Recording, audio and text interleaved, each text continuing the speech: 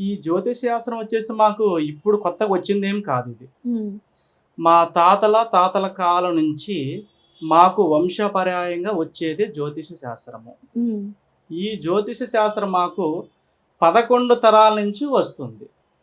Okay. అలాగే ఈ జ్యోతిషంలో మేము ఎన్నో విషయాలని పరిశీలన చేసి, పరిశోధన చేసి, వారి జాతకాలలో ఏమేమి జరిగినాయి, జరుగుతున్న విషయాలను బట్టి జ్యోతిష్యం మేము చూస్తూ వస్తున్నాము. హుహు.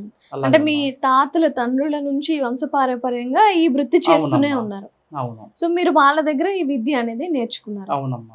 అయితే ఈ పేరు కూడా కాస్త వెరైటీగానే ఉంది. మన తెలుగులో ఉన్నట్టయితే లేదు. మీరు చెప్పినట్టు తమిళ పేరులానే ఉంది. అవును. అయితే తమిళనాడులో ఎక్కడ నేర్చుకున్నారు ఈ విద్య అంతా? ఇది వచ్చేసి మా తాతలు నేర్పించిన విద్య అమ్మా. హ్మ్. ఇది తమిళనాడులోనే నేర్చుకునే విద్య కాదు ఇది. హ్మ్.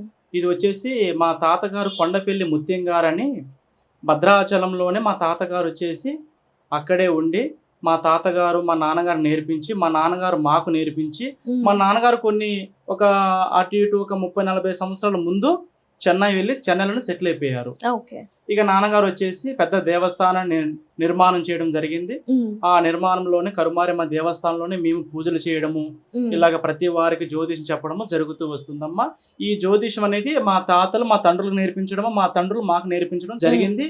అలాగే మేము కొనసాగిస్తూ వస్తున్నాము. ఓకే.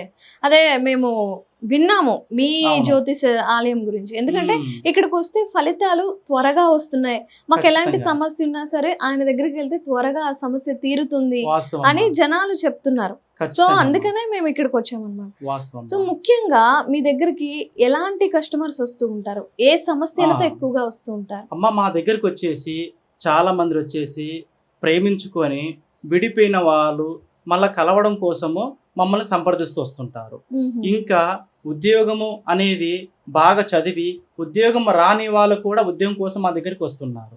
ఓకే. అలాగే వివాహం జరగక కొన్ని సంవత్సరాల నుంచి కష్టపడే వాళ్ళు కూడా వివాహం జరగడం కోసం మా దగ్గరికి వస్తుంటారు.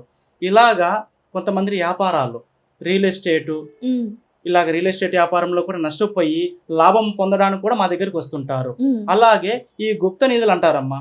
అవును. ఈ గుప్త నిధులు అనేది ఇంట్లో పండుకునేటప్పుడు శబ్దం రావడము, గల్ గల్ గల్ అని అవును. అవును. సౌండ్ రావడము, ఇలాగ వాళ్ళ కంటికి కనబడడము, ఇలాంటి కొన్ని విషయాలు కూడా అసలు అది గుప్త నిధా లేకపోతే దుష్టశక్తి దైవశక్తి తెలుసుకోవడానికి కూడా వాళ్ళకి ఏమేమి కావాలో తెలుసుకోవడానికి కూడా మమ్మల్ని సంప్రదిస్తూ వస్తుంటారు. వాళ్ళు కూడా ఇప్పుడు మన దగ్గర కూడా రావడం కూడా జరుగుతుంది. ఓకే.